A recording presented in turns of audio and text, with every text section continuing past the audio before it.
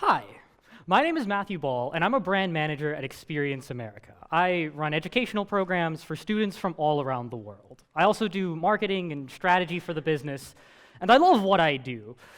I have my own apartment and my own life that I've built for myself, and I'm 19. By all accounts, I am a fully functioning member of society, which is pretty weird to me because I never went to college. And I feel like I have a different perspective because of that. Because, I remember how I used to feel in high school, right? Just constantly filled with anxiety and unable to feel any confidence about myself. And I don't say that to separate my experience in high school from other people's. I say that to relate to everyone's experience. Because we all know that feeling of not knowing if you're good enough, and feeling anxious about the future, and feeling lost. And society will tell you not to worry, just play the game and you'll be fine. Just do well in high school, get into a good college, learn hireable skills, and then you'll gain true independence, and somewhere along the way, you'll become an adult that's ready for the real world. And I didn't do that. So as someone who works in the quote-unquote real world, I have a lot of opinions on what people actually need to be successful, and how to shed those feelings of anxiety that we all have, and how to find yourself. So here are 5 steps that you can take right now to be a better you and create your own success. Step 1, have ambitions. Now, I know this sounds ridiculously simple, but I wholeheartedly believe that everyone needs goals that they cannot achieve today. Because having ambitions has 2 major effects. The first is that it makes you accountable. Moving towards your goals is on you and nobody else.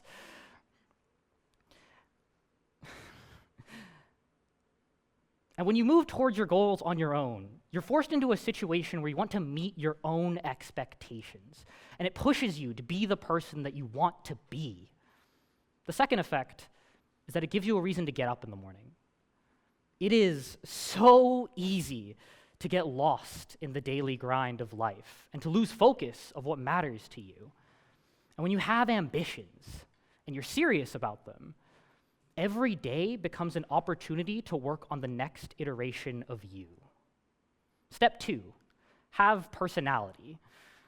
Be yourself in everything that you do. I know you've all heard that before, right? But we all know that nobody can do you like you can. So why not turn that into an advantage? I don't want a single person in the world to be able to say things like I do, or have the same knowledge as I do, or have the same interests or taste in art or music or anything. I want to be unequally myself.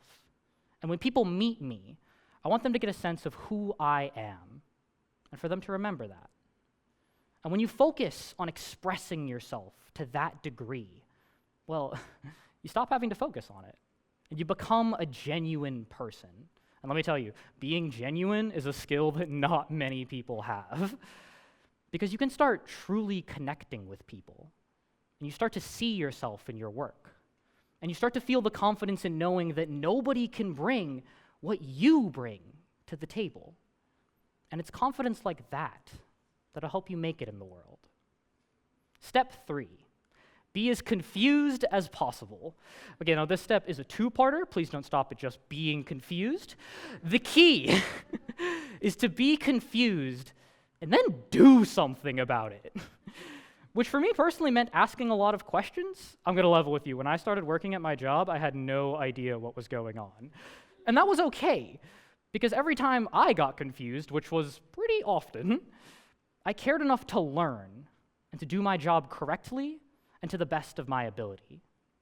But I didn't stop there. You should question everything you can, because when you ask questions like, why do we do things in this particular way, you not only care about doing your job correctly, you care about understanding your job and improving what you do.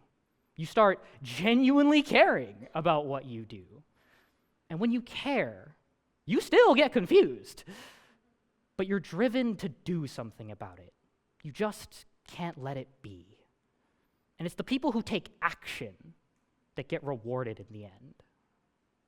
Step 4, have a drive to learn and experience new things. Okay, I realize I'm about to sound like an old man being mad at technology, but you realize that we all have supercomputers in our pockets at all times, right? We are constantly connected to the largest network of information in human history. So I'm happy to report that I have good news. Are you interested in anything? Because you can start learning it right now. There's literally nothing stopping you. All you need is the drive. Become a person that seeks out new information and new experiences, because you expand who you are as a person, and you can use that wide breadth of knowledge to connect with more people and improve whatever you're doing. Step 5, make decisions and stand by them. I'm going to be real with you guys. There aren't enough people in the world that do this. I mean, have you watched the news lately? But let me break down both parts of this. You need to have the agency to make decisions for yourself, because when you make a decision for yourself, you follow through with it. For example, let's take the choice of college. For those of you here that decided to go to college, which might be a few of you, I can say with 100% certainty that you made the right choice, because in making that decision for yourself, you're going to care enough to get everything that you can out of it. But there are people out there that didn't get to make that choice. They had to give in to pressures from the people around them and even society itself. And there's a chance that for those people, it wasn't the right choice. The second part of this is standing by your decisions, which takes a lot of self-confidence. But really, all you need to be able to say is, at the time, I took what I thought was the best course of action. You'll notice that this statement allows you to be wrong about the decision you made, which, yes, we are all quite capable of being wrong. But you can accept that you were wrong and still stand by the decision you made. It's called owning your mistakes, and it takes strength, but it's what we should all strive to do. Now, some of you might be thinking, why should I listen to this kid? He just got lucky. And you would be right, but here's the thing. When I started working at my job, I was just an intern that was only supposed to be there for 3 months, after which I was set to go to college. And as I went to work every day, I knew that a lot of the people that I would meet as a part of my job would initially judge me for how young I was. I could always see it in their reactions when they met me. And I didn't want to just take that.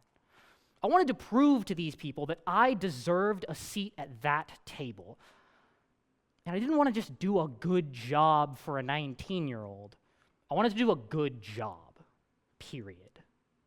Because, for people to find success, there are things that are out of your control that need to fall into place, stuff that you can do nothing about. But there are also a lot of internal things that you do have control over, which is what I did. I held myself to these values and did everything I could internally to fight against the one external factor I couldn't control, my age. And it's because of that my internship turned into something more.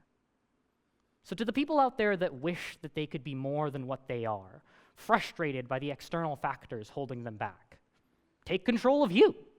Really think about the person that you want to be, but don't just hope to become that person.